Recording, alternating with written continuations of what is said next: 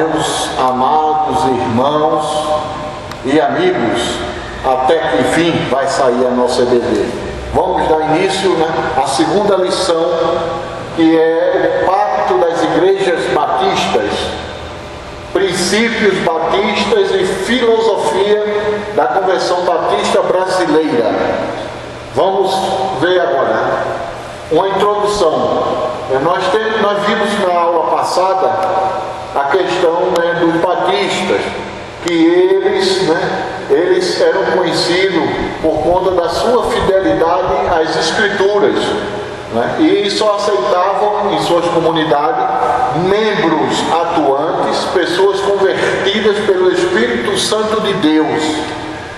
Somente essas pessoas eram por eles batizadas e não reconheciam como válido o batismo na infância.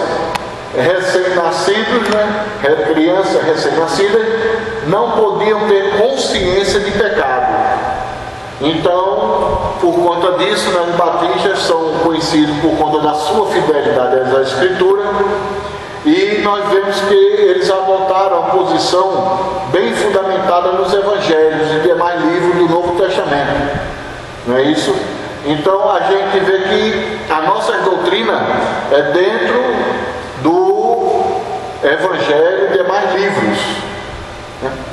O Pacto das Igrejas Batistas, tendo sido levados pelo Espírito Santo e não pela vontade de homens, a aceitar Jesus Cristo como único e suficiente Salvador e batizados sob a profissão de fé, em nome do Pai, do Filho e do Espírito Santo, decidimos-nos unânimes, como um corpo em Cristo, firmar solene e alegremente na presença de Deus e desta congregação o seguinte pacto.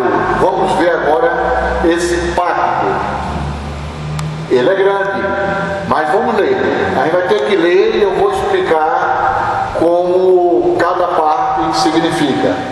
Comprometemos-nos a, auxiliados pelo Espírito Santo, andar sempre unidos no amor cristão, trabalhar para que esta igreja cresça no conhecimento da palavra, na santidade, no conforto mútuo e na espiritualidade, manter os seus cultos, suas doutrinas, suas ordenanças e sua disciplina, contribuir liberalmente para o sustento do ministério, para a despesa da igreja, para o auxílio dos pobres e para a propaganda do Evangelho em todas as nações.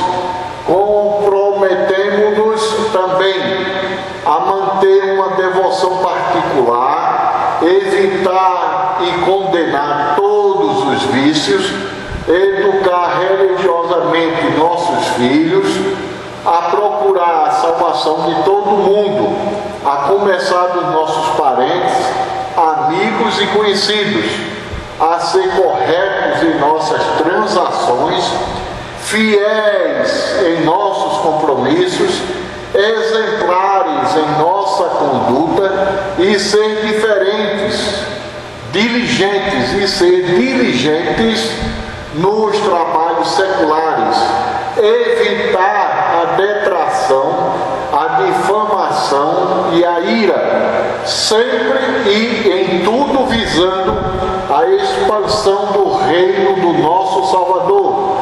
Além disso, comprometemos-nos a ter cuidado uns dos outros, lembrando-nos uns dos outros nas orações, ajudar mutuamente nas enfermidades e necessidades, cultivar relações francas e a delicadeza do trato, estar prontos a perdoar as ofensas, buscando quando possível a paz com todos os homens.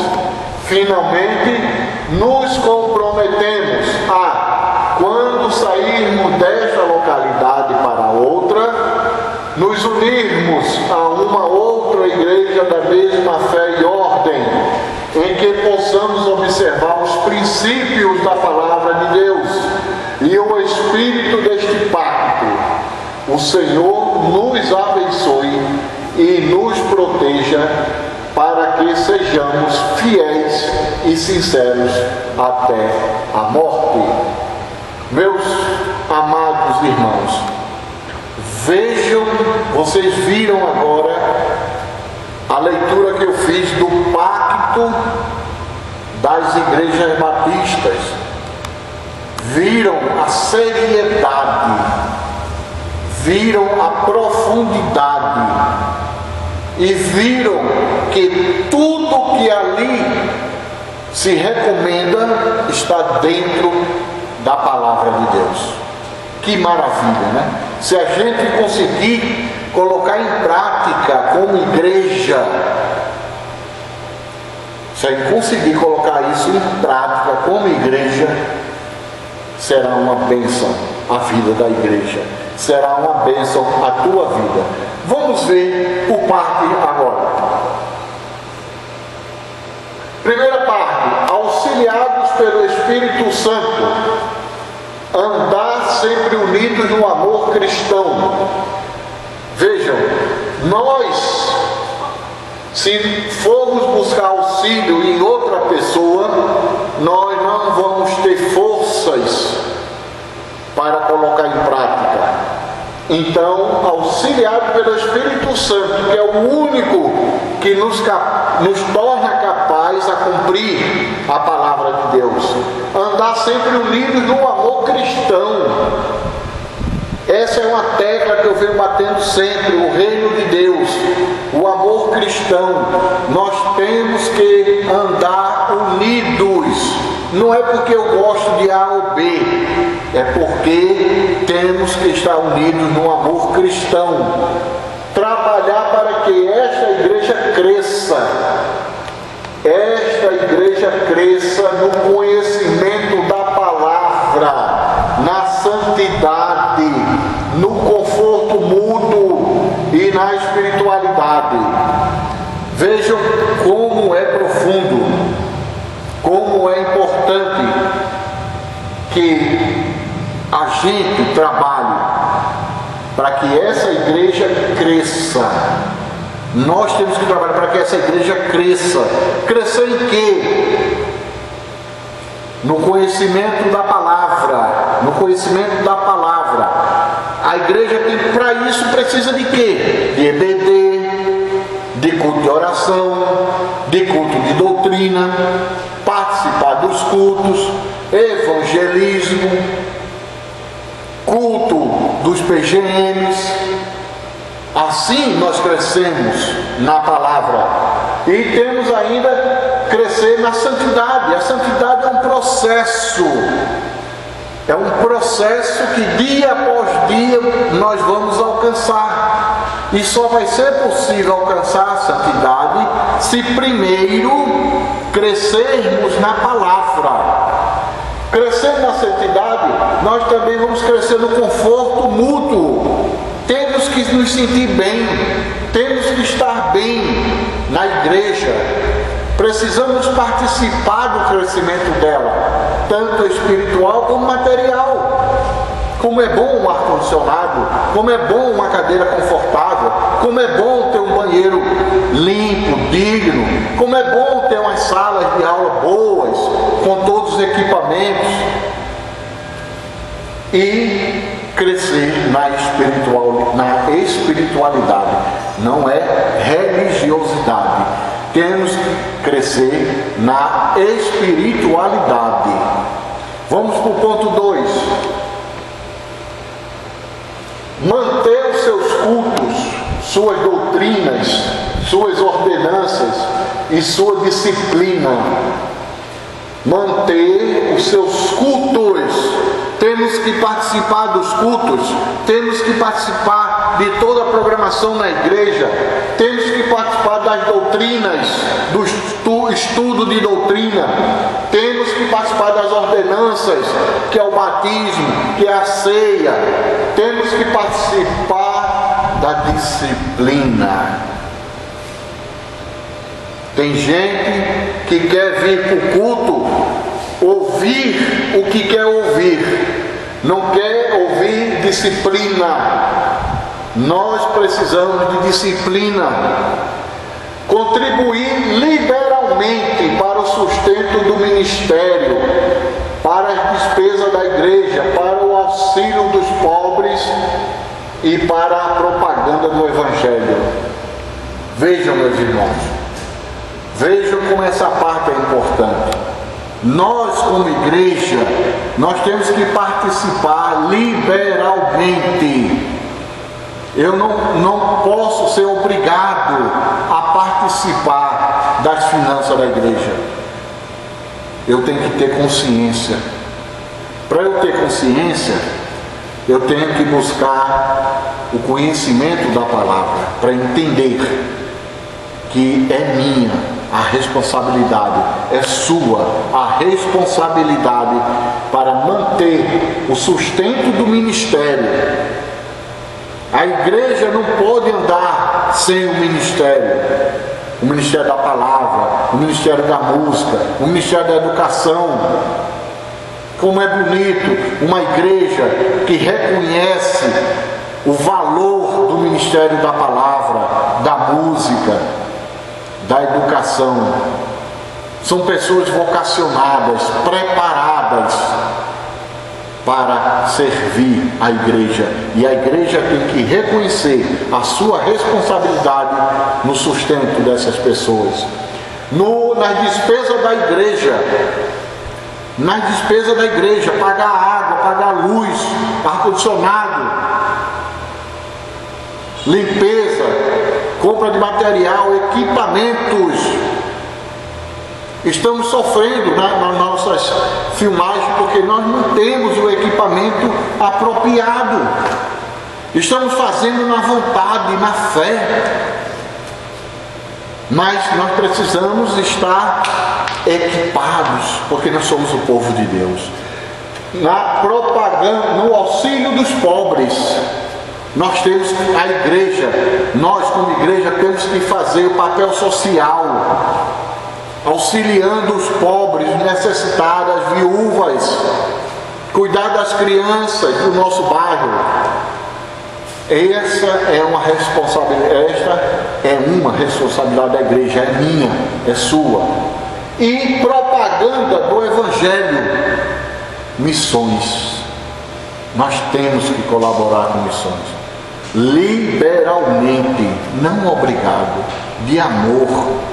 Comprar panfletos, comprar caixa de Bíblia para a gente doar. Nós temos que fazer isso, porque foi Cristo que mandou. Vamos para a parte 3.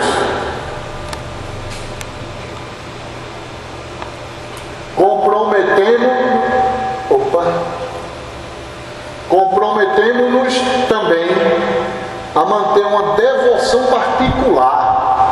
Nós temos que ter uma devoção particular. Você tem que ter uma devoção pela igreja, pelo trabalho do Senhor.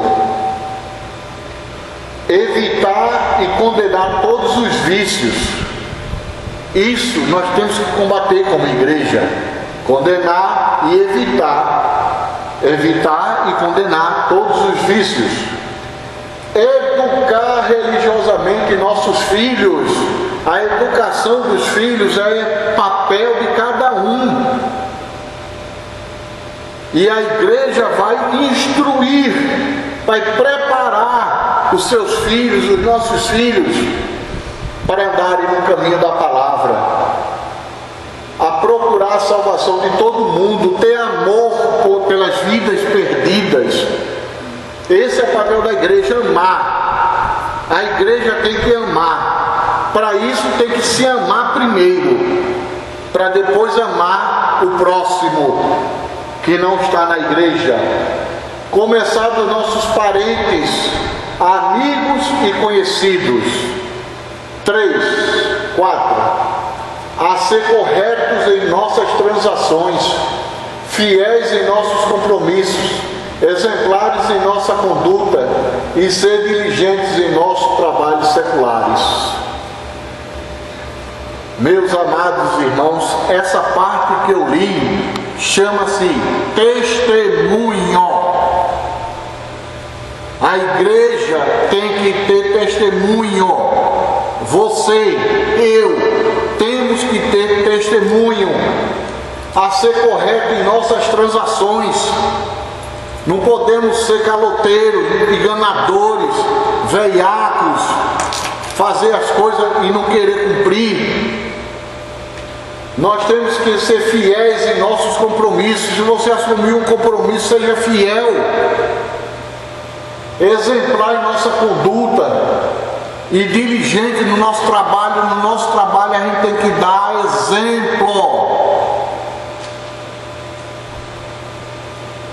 Evitar a detração e a difamação e a ira. Temos que evitar. Está falando da vida dos outros. Evitar de estar acusando, apontar dedo. Evitar de estar se irando com as pessoas, com os irmãos. Temos que evitar como igreja. Isso é um pacto. Sempre em tudo visando a expansão do reino. Tudo isso eu tenho que fazer visando a expansão do reino através do meu exemplo. Vamos para outra parte. Além disso, comprometemos-nos a ter cuidado um dos outros. Temos que cuidar um dos outros, a lembrar-nos uns dos outros nas orações. Nós temos que cuidar, nós temos que ter lembrança, nós temos que orar, nós temos que se preocupar uns com os outros, ajudar mutuamente nas enfermidades e necessidades. Temos que visitar, temos que procurar saber como está nosso irmão.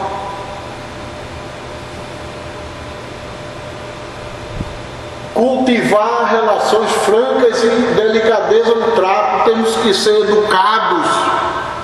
Temos que criar novas amizades. Temos que estar prontos a perdoar as ofensas e a ser perdoado também. Que tem gente que não quer ser perdoado, não quer pedir perdão, buscando quando possível a paz com todos os homens. Se depender de vós, tende paz com todos os homens. Finalmente, nos comprometemos a, quando sairmos desta localidade para outra, nos unirmos a uma outra igreja da mesma fé e ordem, em que possamos observar os princípios da palavra de Deus e o espírito do pacto, desse pacto.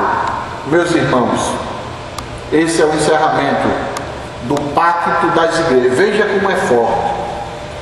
Eu ali tenho assunto para 1 ano de pregação, como a igreja deve se comportar. Eu mandei o material para você. Leia bem devagar, analise cada ponto desse, veja se você está falhando em algum, porque nós precisamos crescer como igreja. Vamos para...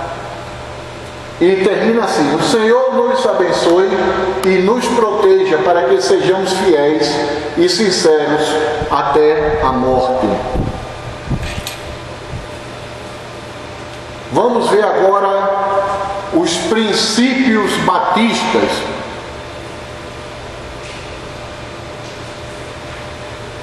Através dos tempos, os batistas se têm notabilizado pela defesa dos princípios. Esses princípios estão dentro da Bíblia.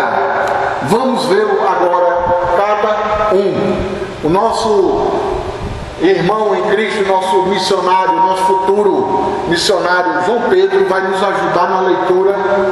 Ele vai ficar aqui ao nosso lado e vai ler. Faça o teste aí, dê graça e paz aos irmãos. Graça e paz, irmãos. De novo. Graça e paz, irmãos. Deixa ela aumentar ali, aumenta tudo. Vá. Graça e paz, irmãos. Amém. Vamos lá. Primeiro,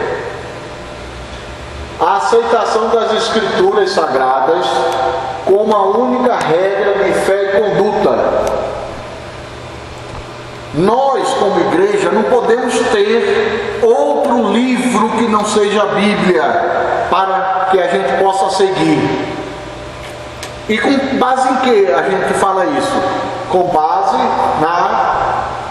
nas Escrituras. Vamos ler João 5,39. Leia, João Pedro. Examinai as Escrituras, porque vós cuidais ter nelas a vida eterna, e são nelas que de mim testificam. João 5:39.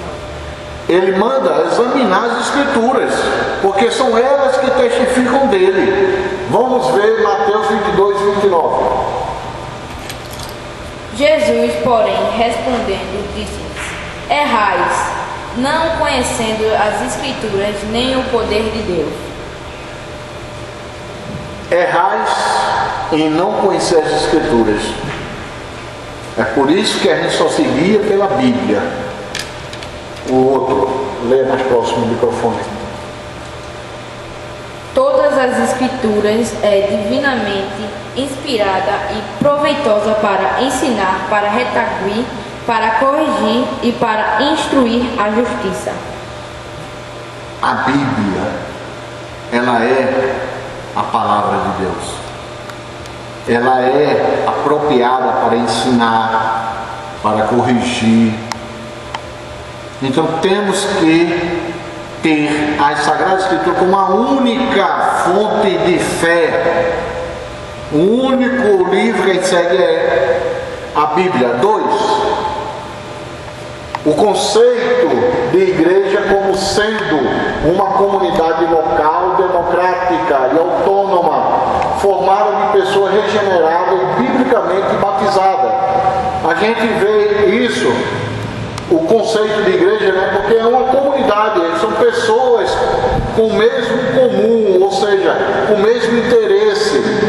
E é local, porque são da mesma região geográfica, democrática, porque todos têm a vez, todos podem falar. É autônoma, porque não depende de ninguém. A igreja é soberana, ela decide tudo. Formada de pessoas regeneradas, porque aceitaram a Cristo. E biblicamente batizados, porque cumpriram a ordenança do batismo. 3. A separação entre igreja e Estado. Mateus 22:21. Disse-lhes eles: de César. Então ele lhes disse: dai, pois, a César o que é de César, e a Deus o que é de Deus. Meus irmãos, o que é de Deus é de Deus. O que é dos homens é dos homens. O que é do presidente é do presidente. O que é da igreja é da igreja. Temos que separar a igreja do Estado. E Jesus deu esse exemplo. Deve pagar imposto? Sim. De quem é a imagem? De César. Então dá a César o que é de César. E dá a Deus o que é de Deus. Cumprir, examinar, ler, buscar, instruir-se, ser disciplinado, obedecer, ser corrigido. O 4. A absoluta liberdade de consciência. A liberdade de consciência. Por isso, procurou sempre ter uma consciência sem ofensas, tanto para com Deus como para os homens. Devemos ter consciência. Devemos ter liberdade de consciência. O pastor não vai obrigar você a fazer nada. Você tem que ter liberdade de consciência. Agora, liberdade não é libertinagem.